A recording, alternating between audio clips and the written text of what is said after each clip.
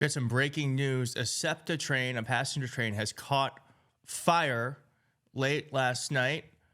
This comes amid a time when planes are falling out of the ground and a plane has gone missing. More on that.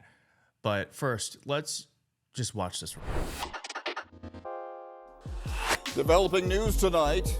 A Septa train suddenly erupts into flames during the busy evening rush in Delaware County. Hundreds of passengers forced to evacuate as emergency crews arrived on the scene near the Crumlin station. The cause of the fire still under investigation tonight.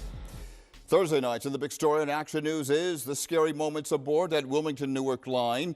The Septa Regional Rail train was carrying 350 passengers when the fire broke out, and tonight's service remains suspended.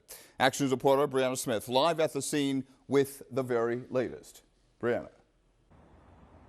Rick, Septa says it was a rush hour train, so it was fully packed, but thankfully there are no reported injuries at this time. And you just missed it. Crews towed that damaged train out of here to evaluate it. And now Septa is trying to determine how the fire started, but they say people were alerted by the smell of smoke. Fierce flames and thick plumes of smoke poured from underneath this Septa train carrying about 350 passengers on Thursday night. The first car of the train was engulfed in flames, but by that time, passengers fortunately had been evacuated. Our crew had been evacuated as well. Septa spokesperson Andrew Bush says this 6-car train was traveling from Philadelphia to Wilmington when it caught on fire near the Crumlin station in Ridley Park around 6 p.m. However, passengers say they noticed a strange scent shortly after leaving 30th Street Station. I could kind of smell like this weird, kind of smoky, like a sulfury kind of smell. And I kind of just thought it was like the train normal stuff, because it always kind of smells sulfury. But yeah, it was getting really strong, especially as we got to Crumlin. I started to smell it too after a little while. I think we got about 2 stations down from here, and then people were really starting to notice it. People were looking out the windows, getting a little, starting to panic a little bit. Some passengers say due to the odor, the train stopped and passengers were advised to move to the back. Then they stopped again to evacuate. It seemed like they thought they could keep the train moving, but obviously that wasn't the case. So maybe we should have played it safe. Bush says they're investigating and reviewing the steps that were taken, but passengers are grateful workers acted quickly to get them out of harm's way. I think they do an amazing job of really making sure we're all good. Safety is our #1 priority for our passengers and for our employees. Fortunately, we have an outcome where we don't have any serious injuries, which is pretty incredible considering what we've seen. Yeah, so we are very lucky there are not any casualties. But like I said, this is not an isolated incident. The public transportation is crumbling under the Trump administration. We had, of course, that D.C. flight that Donald Trump blamed on DEI without any evidence. But what they did do is get rid of many personnel who helps keep our air safe. We have a new transportation secretary who is a reality TV star and has absolutely no expertise in travel, transportation, or administration. Real quick, if you're liking this video, please hit like in the video. And if you're not subscribed, please consider subscribing. Thanks so much. There's right now a flight went missing in Alaska carrying 10. Terrifying. I'm hoping they find them. And of course, just a couple of days ago, 2 planes collided on the runway in Seattle. A Japan Airlines flight and a Delta plane flight collided. So there is something going on right now. I don't know what it is. I can't pretend to understand it, but it's certainly much different than we had under the Biden administration, where there were 0, count that, 0 plane crashes during his time in office, and with Pete Buttigieg at the helm. Some folks have really taken to missing Pete, saying he was holding it all together.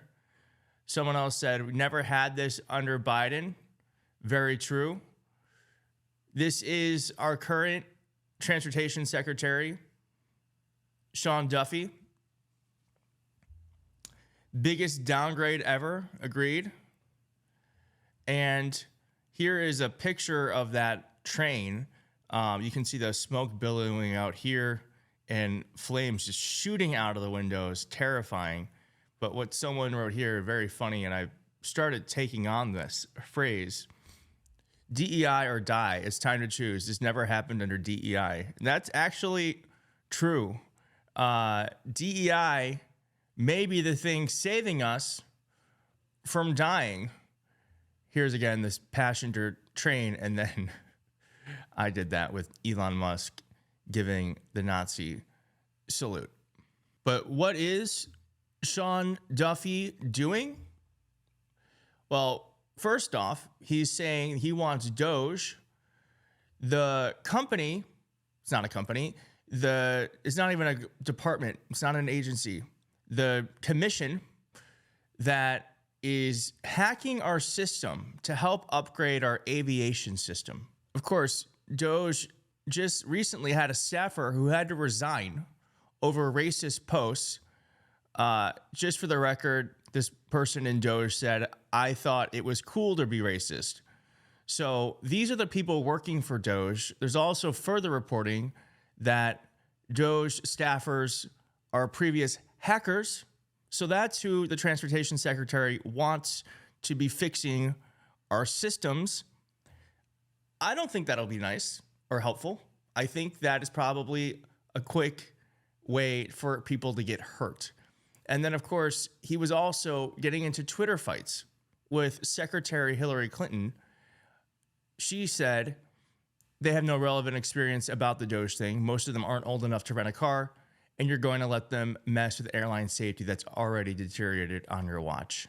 To which he said, Madam Secretary, with all due respect, experienced Washington bureaucrats are the reason our nation's infrastructure is crumbling. You might need to sit this one out. I got to say, it wasn't crumbling under Pete. It was doing just fine with the bureaucrats. It is actually with you that trains are exploding, planes are falling out of the sky, they're going missing, they're colliding. And he actually didn't let up.